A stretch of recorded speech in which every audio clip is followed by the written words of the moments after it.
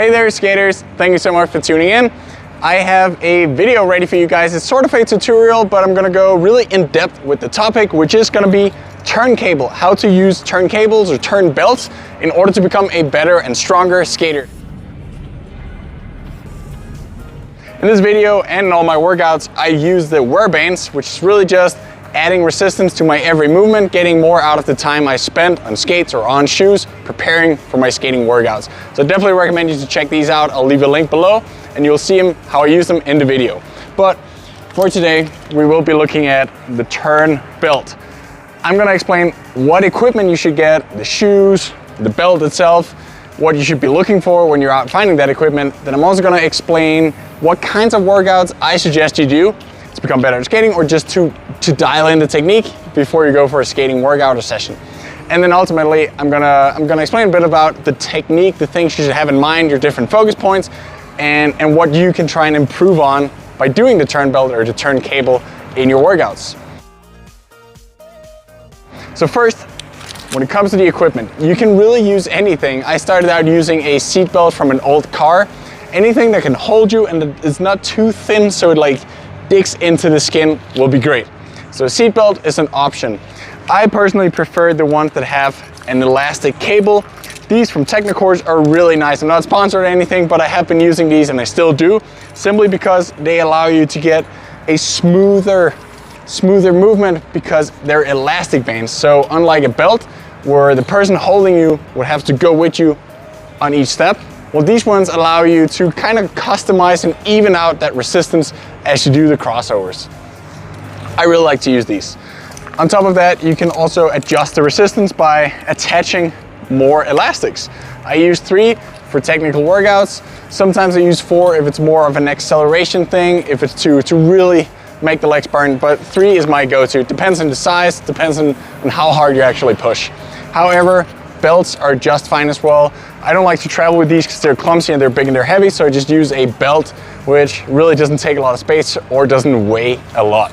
So you can use just about anything that can hold you. Make sure it's something that actually will hold you, because if one of those snaps, I've tried that myself, it snaps and that can kind of hurt.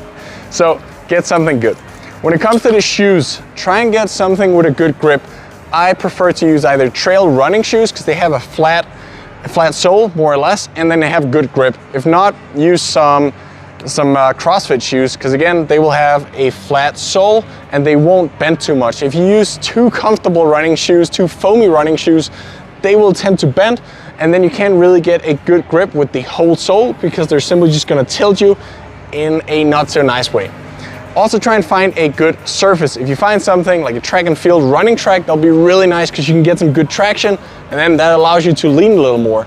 It's also gonna make it a lot easier for the person holding you when you do cables. I used to do these with my wife and I do weigh a little more than her. So for her to hold me, it is nicer if we do it somewhere where both of us have grip. And then a final thing, which might be a little hard, but if you can find somewhere with a mirror in the background, that would be awesome, because then with videos like this one where you can see how it sort of should look, you can test yourself by constantly looking up in that mirror. So like, oh, do I have a good lean? Am I turning too much, twisting too much? Or am I going straight to the side, extending well? So just find a good mirror if possible. It is not easy, but then try and record yourself maybe with a mobile phone or camera, and then you can check that and auto-correct yourself and just become better each time you do it.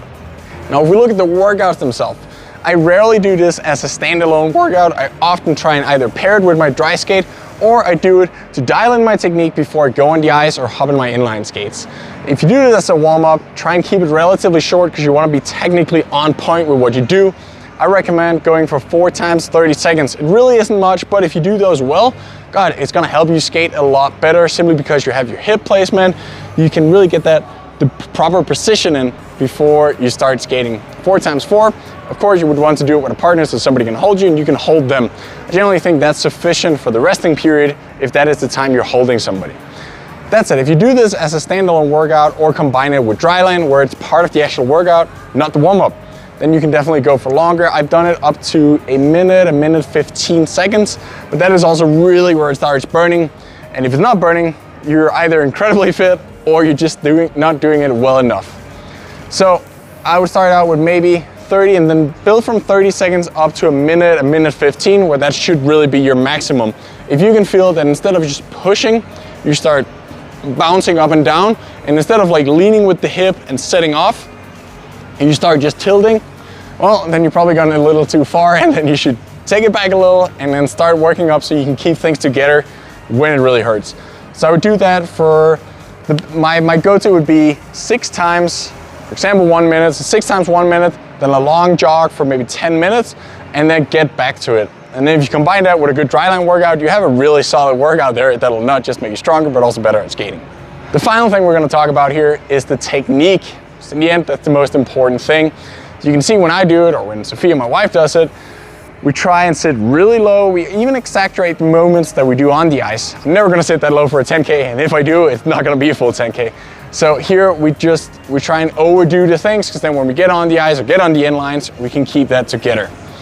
There's some very key basic things. I'll try and demonstrate it here, showing you my position.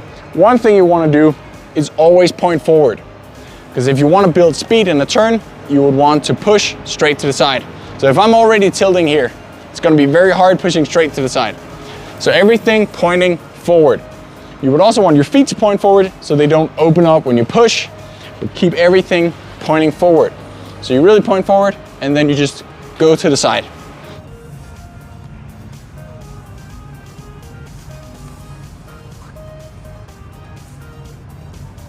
The next thing you want to make sure you do properly is to fully extend your legs when pushing. Very easy way to just get some more speed out of it by doing basically the same thing. It's not going to cost you anything. So make sure that each step you really extend it. That's also going to make it much easier to have a good rhythm than just standing there. Then you know you're falling onto the next one. So things pointing straight forward, fully extend each push. The next thing is to land with flat feet. If you get the habit of landing on your toes or your heels, well, you're gonna carry that onto your skates. And if you do that, it's not gonna be smooth. There's gonna be some time where you can't really generate speed because you have to land the wheels, land the blade probably before you can start pushing. So make sure it's flat feet. The next thing is to lead with the hip, lean with the hip. Even though it feels like you're throwing it in there, you're most likely to just be pointing straight if you feel like you're exaggerating. So think about it, whether you have the belt up here on the chest or you have it around your hips, your waist, and make sure that that's the thing you're kind of driving with. Make that sure that you're driving with the hip, because then when you get out there, you're not gonna try and step in. You're simply just gonna use your lean and make good, nice speed just by leaning and save the legs and go faster. Next thing is the arm swing. If you have the belt up here and around your chest, it'll make it a little easier to use your arm and make speed and practice the movement of the arm as you do it. So ideally, the arm would be very relaxed, so will the shoulders, and it's just gonna go together with your legs. Try and see, it is hard because there's so much resistance and it's just not a natural movement to go sideways. Generally we move forward, but try and see how much you can relax that and use it, and then carry that onto your skates. And the final thing, the thing all of us know, but few of us really do probably, is to just sit low. The lower you sit, the more control you have, the more extension, the longer strokes, and ultimately the faster you're gonna go. Sit low, go fast. I hope this video was helpful. I hope it taught you a bit. You can always look at some of the clips that are here with me or my wife Sophia doing it. We've skated for quite a while. We've been to a bunch of Olympic games, and we really tried to optimize how to do this skating, and now sharing it with you guys. So I hope you found some of that useful. I'm also very excited to hear what you think about it, or if you have other ideas for what I should teach all you guys next. I love skating, I love sharing it, so I hope you guys want to tune in for more videos. Check out my channel, subscribe, and tell a friend. I'll see you next time. I'm Victor. And a final note before you leave me, or before I leave you guys, if you are interested in getting more out of your skating, I made a bunch of training plans. I made 4 different plans, some for marathon skaters, some for sprinters, some just to get better at skating, and a weightlifting specific training plan that I'll leave in the description below. There's free previews, and I think they turned out pretty well. It's been hundreds of people downloading them, and you could be next. So, so feel free to check those out and join if you'd like to.